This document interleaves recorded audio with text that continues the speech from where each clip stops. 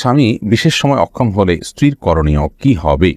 দুই হাতের উপর সেজদা করলে সেজদা আদায় হবে কিনা? যে নামাজ শেষে জায়নামাজ সালাম করা কি ঠিক? নতুন কোনো কাপড় পরে না ধুয়ে নামাজ পড়ে নামাজের কোনো ক্ষতি হবে কিনা? স্মৃতিশক্তি কিভাবে বাড়ানো যায়? আমার তেমন কিছুই মনে থাকে না, একদিকে পড়ি অন্যদিকে ভুলে যাই।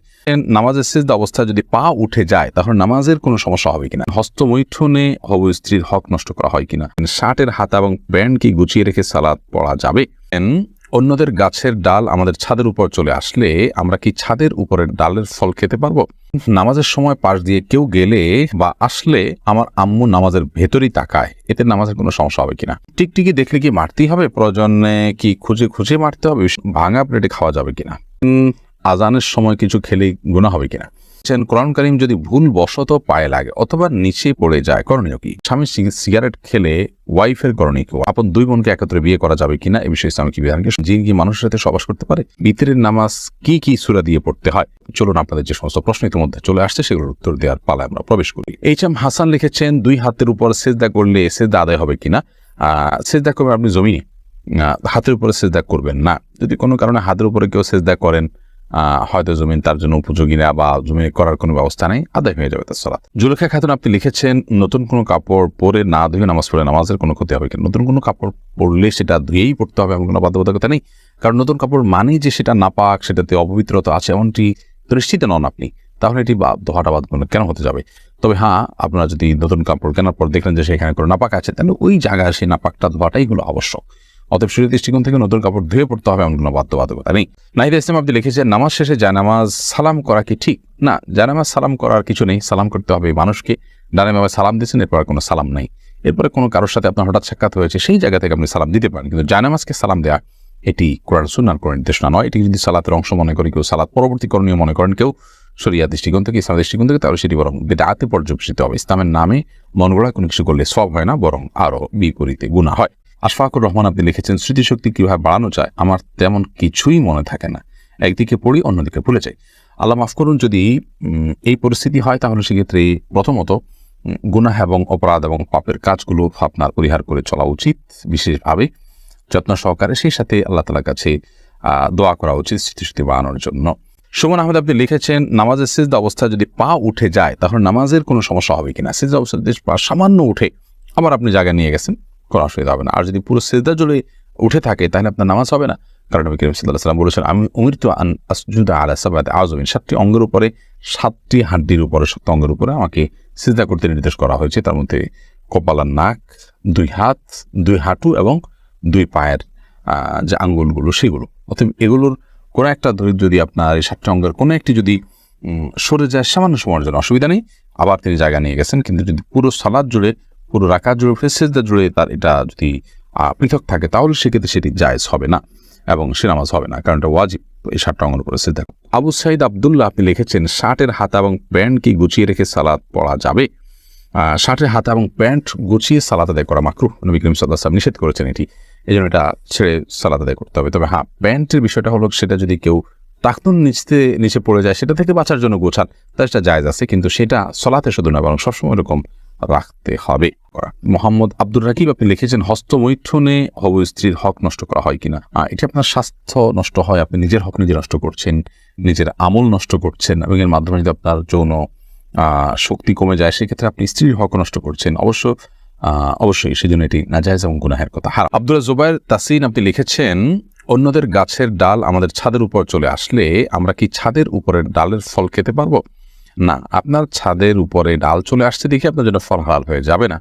তবে আপনি সেই ব্যক্তিকে রিকোয়েস্ট করতে পারেন এবং দাবি তুলতে পারেন যেন আপনার জায়গা থেকে গাছের ডালটা সরায় নেওয়া হয়, এবং যদি আপনার কোনো অসুবিধা না হয় আপনি ছাড় দিতে পারেন, কিন্তু আপনি এর ফল খেতে হলে অবশ্যই মালিকের অনুমতি আপনাকে নিতে হবে। আপনি এখানে চলে আসতে দেখেই আপনি কিন্তু মালিক হয়ে যান। ফয়সাল আহমেদ আপনি লিখেছেন, টিকটিকি দেখলে কি মারতেই হবে? প্রয়োজনে কি খুঁজে খুঁজে মারতে হবে? বিষয়টা নিয়ে খুব দ্বিধাদ্বন্দ্বে আসি, জানাবেন প্লিজ। না, খুঁজেই আপনাকে মারতে হবে এমন কিছু এমন কোনো বাধ্যবাধকতা নেই, বরং আপনার চোখে পড়েছে, উপদ্রব করে আপনি মারবেন, কিন্তু এটার জন্য আপনি খুঁজে বেড়াবেন, এটার পিছিয়ে ঘুরে বেড়াবেন, আপনার অনুসন্ধান করে বেড়াবেন, এই কথা হাদিসে বলা হয়নি।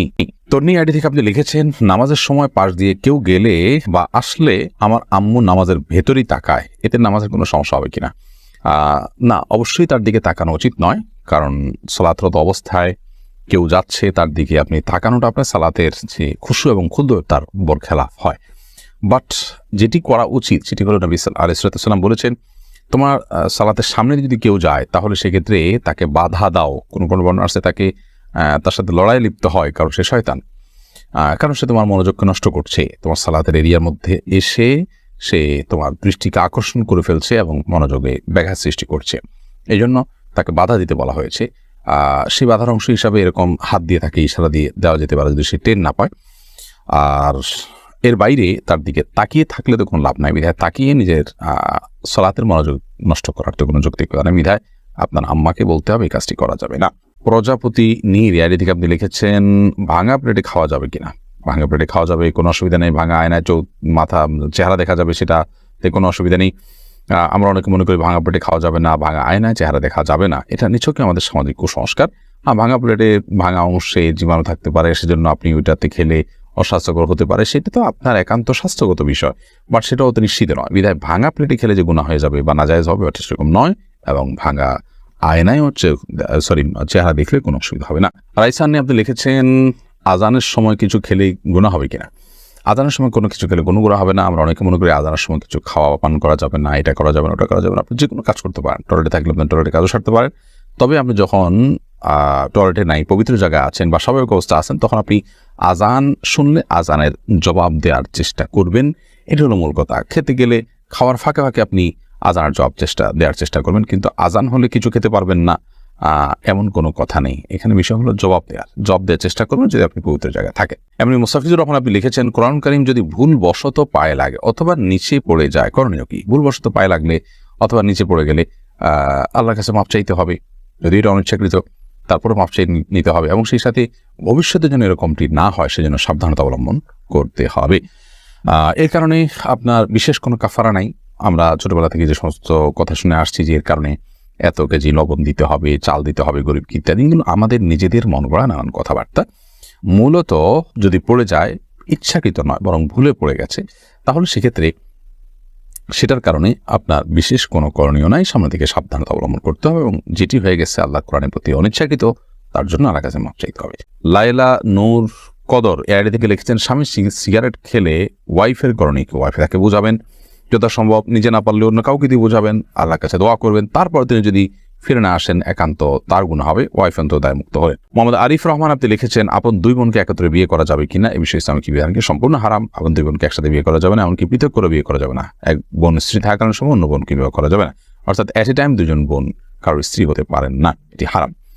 শুধু এটি নয়, এমন দুজন নারীকে একসাথে স্ত্রী হিসেবে রাখা যাবে না যেই দুজন নারীর একজন পুরুষ হলে আরেকজনের সাথে তাদের নিজেদের বিয়ে জায়েজ হতো না, এরকম সম্পর্কের দুজন নারীকে একসাথে স্ত্রী হিসাবে রাখা জায়েজ নয়।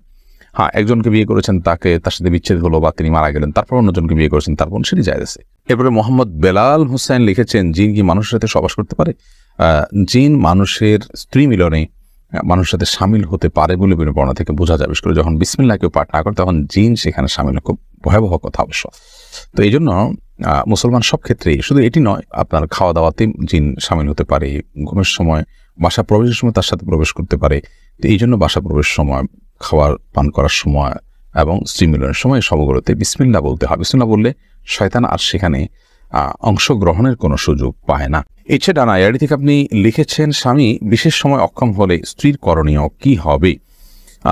স্বামী যদি অক্ষম হয় পুরোপুরি এবং স্ত্রী যদি তার যে চাহিদা আছে এটি পূরণ না হওয়ার কারণে তিনি গুনাহে এবং পাপে লিপ্ত হয়ে যেতে পারেন এমন আশঙ্কা তৈরি হয়, তাহলে সেক্ষেত্রে অবশ্যই সে স্বামী থেকে তিনি বিচ্ছেদ নেবেন।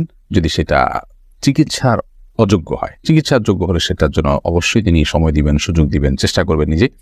যদি তারপরও কোনো উপায় না থাকে এবং চিকিৎসার অযোগ্য হয়, তাহলে সেক্ষেত্রে তিনি সেখান থেকে বিচ্ছেদ নিয়ে অবশ্যই অন্যত্র বিয়ের উদ্যোগ গ্রহণ করতে পারেন। শরিয়া সেই অধিকার তাকে দিয়েছে। বিতরের নামাজ কি সূরা দিয়ে পড়তে হয়? বিতরের সালাতের প্রথম রাকাতে সূরা সাব্বিহিসমা রাব্বিকাল আলা, দ্বিতীয় রাকাতে সূরা কাফিরুন এবং তৃতীয় রাকাতে সূরা ইখলাস কুল হুয়াল্লাহ পাঠ করা, এটি সুন্নাহ। নবী করিম সাল্লাল্লাহু আলাইহি ওয়াসাল্লাম বিতরের সালাতের সচরাচর এই সূরাগুলো তেলাওয়াত করতেন। আপনি এই সূরাগুলো তেলাওয়াত করতে পারেন বা করার চেষ্টা করা উচিত।